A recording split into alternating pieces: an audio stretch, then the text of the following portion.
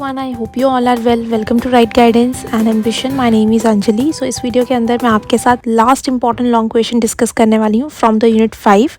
इससे पहले मैं आपके साथ सारे important long question unit wise discuss कर चुकी हूँ। अगर आपने वो वीडियोस अभी तक नहीं देखी हैं तो आपके लिंक जो है डिस्क्रिप्शन में दे दिया है। इट इज़ वेरी इंपॉर्टेंट कि जिस भी सब्जेक्ट की वीडियोस अपलोड हो रही हैं आप लाइन वाइज देखो ताकि आपको कोई भी कन्फ्यूजन ना हो।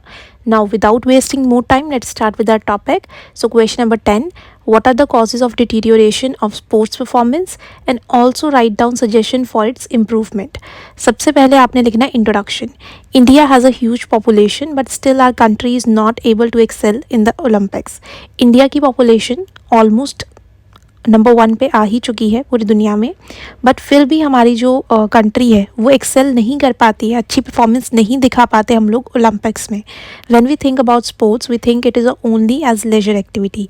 जब भी कभी हम स्पोर्ट्स के बारे में सोचते हैं तो हमारे अकॉर्डिंग जस्ट वो एक इन्जॉयमेंट एक्टिविटी है, रिक्रिएशनल एक्टिविटी है जो इन्जॉय करने के लिए बनाई गई है। Moreover we assume that there is no scope in sports. ज़्यादातर लोगों का यही मानना है कि स्पोर्ट्स में कोई भी स्कोप नहीं है, अच्छा फ्यूचर नहीं है। There is hardly any corporation provided by the institutions to promote sports. बहुत कम ही ऐसे इंस्टीट्यूट्स हैं जो स्पोर्ट्स को प्रमोट करते हैं या फिर कोई ऑर्गेनाइजेशंस हैं जो इसके लिए डेडिकेशन से काम कर रहे हैं कि स्पोर्ट्स जो है डेवलप हो टाइम के साथ। There is no doubt that India has a lot of supporting talent but still we are lacking in development of sports. इसमें कोई डाउट नहीं है कि इंडिया में स्पोर्टिंग टैलेंट बहुत है बट कहीं ना कहीं हम डेवलपमेंट नहीं करवा पा रहे हैं स्पोर्ट्स की। अब वही हमने यहाँ पे देखना है कि क्या कारण है, क्या रीजंस हैं जिसकी वजह से ऐसा हो रहा है। फर्स्ट पॉइंट है role of parents and teachers. Parents and teachers in India would like to encourage their children to give more time for their studies rather they discourage for devoting time for playing sports. तो यहाँ पे parents and teachers दोनों ही focus करते हैं कि बच्चे जो है स्टडीज़ पे ज़्यादा ध्यान दें ना कि स्पोर्ट्स पे। अगर कोई ऐसा बच्चा करता भी तो उसको डिस्करेज किया जाता है, मोटिवेट नहीं किया जाता। Indian parents want their children to be either doctor, engineer rather than opting as a career of sports profession.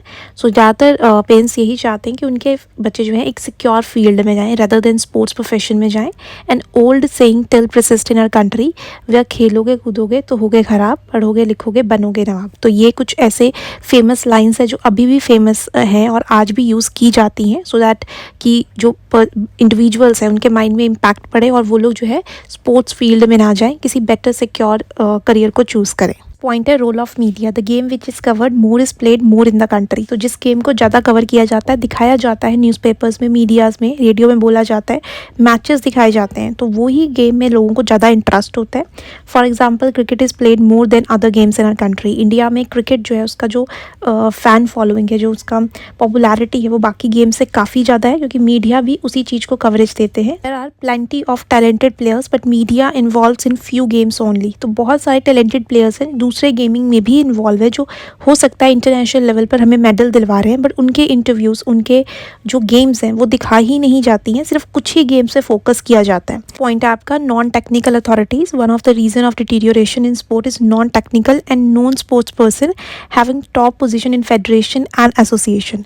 अब स्पोर्ट्स फेडरेशन के रूल्स रेगुलेशन बनाने के लिए जो एक कमेटी या फिर एक ग्रुप बनाया जाता है उसमें जितने भी लोग इन्वॉल्व होते हैं जो उस गेम के लिए रूल्स रेगुलेशन बनाते हैं, जो भी टॉप पोजीशन के मेंबर होते हैं, उनको कुछ भी टेक्निकल नॉलेज नहीं होती है उस गेम से रिलेटेड।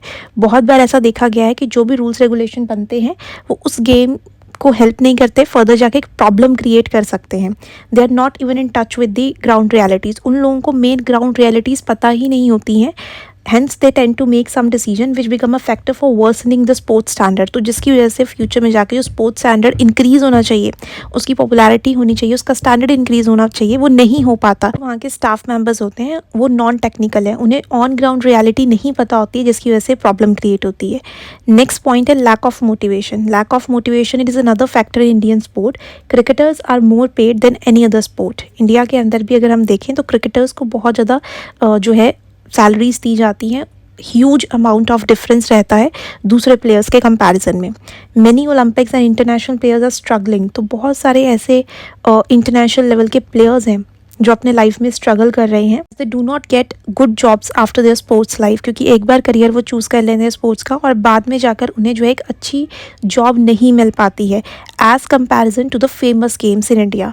तो ये लैक ऑफ मोटिवेशन की वजह से भी कहीं ना कहीं जो स्पोर्ट्स परफॉर्मेंस है, जो लेवल है स्पोर्ट्स का, वो कम हो रहा है। पॉइंट है bias selections. Bias selection of players at all the level is a major factor in India for the downfall of sports. India के अंदर फेवरेट पर्सनस को जो है सिलेक्ट किया जाता है टीम में, ये हर लेवल पे देखने को मिलता है। ऐसा नहीं है कि सिर्फ लोकल लेवल पर ही है, नेशनल और इंटरनेशनल लेवल पे भी ये चीज़ें देखने को मिलती हैं। At the initial stage if the player is not selected in the team he gets discouraged. तो अगर किसी भी प्लेयर को इनिशियल लेवल पर भी डिस्क्रिमिनेशन का जो है फेस करना पड़ता है कि उसके साथ ऐसा हो रहा है, किसी और पर्सन को चुन लिया गया जो उससे इतना अच्छा नहीं है, तो वहाँ से वो पर्सन जो है डिस्करेज हो जाता है। The worst part is that when the politician get involve in the selection. और सबसे वर्स्ट पार्ट तब देखा जाता है जब पॉलिटिशियन इन्वॉल्व हो जाते हैं इन प्रोसेस में। बहुत बार ऐसा देखा गया कि जो पॉलिटिशियन होते हैं अपने फैमिली मेम्बर्स को सिलेक्ट करवाते हैं, या फिर करप्शन भी काफ़ी देखने को मिलता है। तो अगर ऐसे केसेस होते हैं तो कहीं ना कहीं जो स्पोर्ट्स का डेवलपमेंट होना चाहिए वो प्रॉपरली डेवलप नहीं हो पाते हैं। During the selection of the national team the interest of the country is not take care. तो जब भी नेशनल टीम बनाई जाती है तो कंट्री के इंटरेस्ट के अकॉर्डिंग की जो बेस्ट प्लेयर हैं वो चुने जाने चाहिए जिनमें एबिलिटी है, बल्कि पॉलिटिकल अप्रोच के थ्रू जो है सिलेक्शन किया जाता है एथलीट्स का। पॉइंट है लैक ऑफ फंड्स, कि जो भी सरकार पैसा देती है स्पोर्ट्स को डेवलप करने के लिए वो सफिशिएंट नहीं होता है अगर इसको कंपेयर करें बाकी डेवलपिंग कंट्रीज से। Funds are required for infrastructure, training and diet. तो बहुत सारी चीज़ों के लिए हमें जो है पैसा चाहिए होता है, क्योंकि वहाँ पर हमें जो है इक्विपमेंट्स खरीदने होते हैं, ट्रेनिंग कोचेज आते हैं, डाइट जो है उस पर ध्यान देना पड़ता है। बट वो जो फंड है वो सफिशिएंट नहीं होता है रिक्वायरमेंट को पूरा करने के लिए।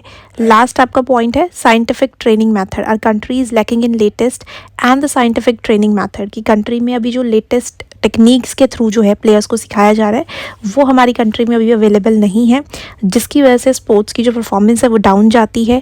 हम लोग फॉरेन कोचेज़ जो हैं उसको अफोर्ड नहीं कर पाते हैं क्योंकि हमारे पास फंड्स की कमी है, और साथ ही साथ जो ट्रेनिंग सेंटर्स जिस तरीके से बिल्डअप होने चाहिए, जो नए अकॉर्डिंग स्टेडियम्स बनने चाहिए, वो नहीं बन पा रहे हैं। तो ये भी एक कारण है जैसे स्पोर्ट्स डेवलप नहीं हो पा रहा है। नेक्स्ट आपकी हेडिंग आएगी suggestions for the improvement of sports performance. तो किस तरीके से हम लोग जो है अब इसको ठीक कर सकते हैं।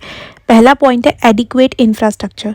There should be adequate in world class sports infrastructure, कि हमें जो है जितना बेहतर हो सके उतने ज़्यादा इंफ्रास्ट्रक्चर को सही करना चाहिए ताकि स्पोर्ट्स परफॉर्मेंस अच्छी हो। This can be achieved only when the facilities are given better and are world class. तो तभी हो सकती है अगर हम बेटर फैसिलिटीज़ देंगे, तो हमें इंफ्रास्ट्रक्चर जो है पहले उसे ठीक करना पड़ेगा।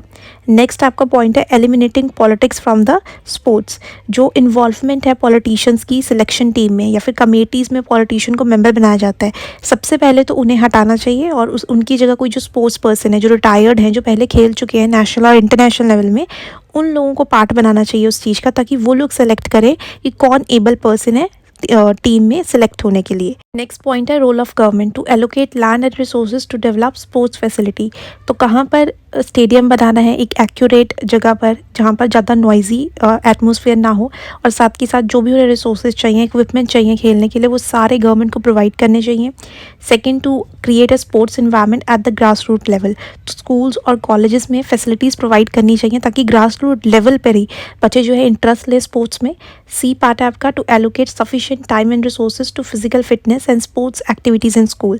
तो स्कूल्स में ही बच्चों को सफिशिएंट टाइम देना चाहिए, रिसोर्सेज प्रोवाइड करने चाहिए ताकि वो फिजिकली फिट रहें और स्पोर्ट्स एक्टिविटीज़ में पार्टिसिपेट कर पाएँ। पॉइंट है स्पोर्ट्स ट्रेनिंग इंस्टीट्यूट। हमारी कंट्री के अंदर बहुत कम ऐसे इंस्टीट्यूट हैं जो कोर्सेज प्रोवाइड कर रहे हैं स्पोर्ट्स ट्रेनिंग का और सही तरीके से कर रहे हैं। तो गवर्नमेंट को मेन रोल क्या प्ले करना चाहिए कि ज़्यादा से ज़्यादा इंस्टीट्यूट ओपन करने चाहिए ताकि वहाँ पर जाकर एथलीट जो है ट्रेनिंग ले सके और एक्यूरेट ट्रेनिंग ले सके ताकि स्पोर्ट्स परफॉर्मेंस इंक्रीज हो सके कंट्री के अंदर।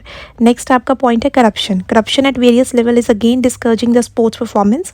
अगर सिलेक्शन में करप्शन होगा या फिर और सारी चीज़ों में करप्शन होगा, प्रॉपरली फंड्स जो है उन तक नहीं पहुंच पाएंगे या उन्हें एप्रिसिएशन नहीं दिया जाएगा प्लेयर्स को, तो कहीं ना कहीं करप्शन भी इसका एक रीज़न बन सकता है जिससे परफॉर्मेंस डाउन जा रही है कंट्री के अंदर।